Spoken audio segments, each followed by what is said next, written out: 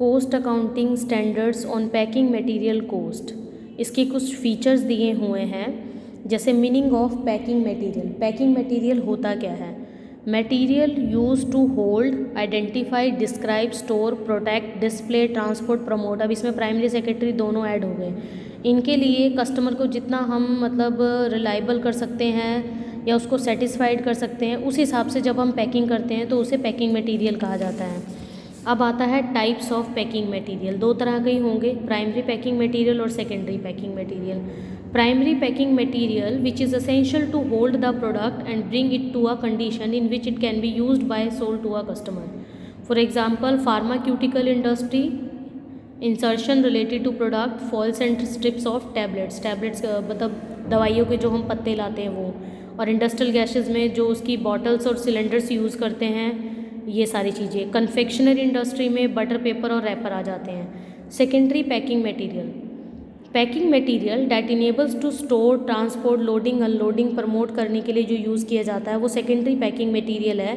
जैसे pharmaceutical industries में cottons used for holding strips of tablets and cardboard boxes. अब जैसे वो दवाई के जो पत्ते किसी बॉक्स के अंदर जो पैक होके आएंगे वो फार्माक्यूटिकल इंडस्ट्रीज़ में आ जाएंगे। टेक्सटाइल इंडस्ट्री में cardboard boxes use for holding cones on which yarn is woven.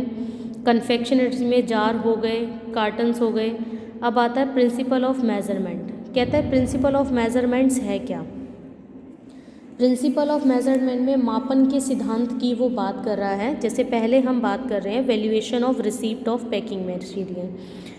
The packing material receipt should be valued at purchase price including duties and taxes, freight, inward insurance and other expenditure directly attributable to procurement। ये सारी चीज़ें आपके जब आप किसी packing material को received करते हो तो उसमें ये चीज़ें लग कर आती हैं। Finance cost directly incurred in connection with the acquisition of packing material shall not from part of packing material cost. Self manufacturing packing material shall be valued including direct material cost, direct employ cost, direct expense, job charges, factory including administration overhead, factory, ये सारे खर्चे इसमें आ जाएंगे। Normal loss packing में ये होता है कि आपने क्या किया, नॉर्मल लॉस में कहता है यदि कारखाने में प्राप्ति से पहले पैकिंग सामग्री में कोई नॉर्मल लॉस हो जाता है तो उसे उस कॉस्ट से चार्ज कर लिया जाता है, अदरवाइज़ उसका इंश्योरेंस करा लिया जाए तो उसको माइनस करके दिखा दोगे। अब नेक्स्ट जो हम बात करते हैं फॉरेक्स कंपोनेंट है, आगे वो एक्सप्लेनेशन है, ये सब आप देख लेना। अब मैं उन आइटम्स को बताने जा रही हूँ। ये यहाँ पर लिखा हुआ है, ये 2-4 असाइनमेंट्स ऑफ कॉस्ट है, ये आप रीड आउट कर सकते हो कि ये सब चीज़ें क्या दे रखी हैं। अब जो मेन है ये आपके मोस्ट इम्पॉर्टेंट है कि कॉस्ट शीट बनाते हो किन चीज़ों को आपने कंसीडर नहीं करना है। और पहले तो आप पढ़ ही चुके हो, जैसे आइटम ऑफ अप्रोशनमेंट में क्या क्या नहीं लोगे।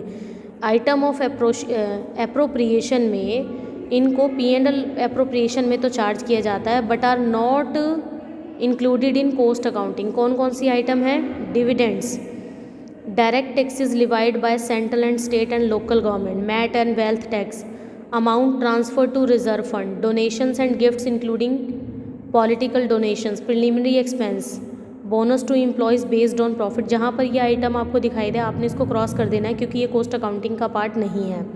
फाइनेंशियल आइटम में एक ऐसी आइटम आएगी जिनको P&L से चार्ज किया जाएगा बट वो कॉस्ट का पार्ट नहीं है, जैसे शेयर ट्रांसफ़र फीस है, interest on deposit in banks है, interest and dividend on investment है, profit and loss on sale of fixed and investment है, लीगल है, अंडरराइटिंग कमीशन है, पेनल्टीज़ है, पेंशन है, प्राइजेस फॉर गुड परफॉर्मेंस है, bad debts है, इनको नहीं लिखा जाएगा। कुछ अदर आइटम है, profit and loss on valuation of stock, loss due to obsolescence of machine, secret reserve, foreign exchange gains and losses. तो ये वो आइटम है जिनको कॉस्ट अकाउंटिंग में इंक्लूड नहीं किया जाता और इन आइटम्स को आप बहुत अच्छी तरह से पढ़कर जाओगे और ध्यान में रखोगे। आज ये आपका चैप्टर ख़त्म होता है।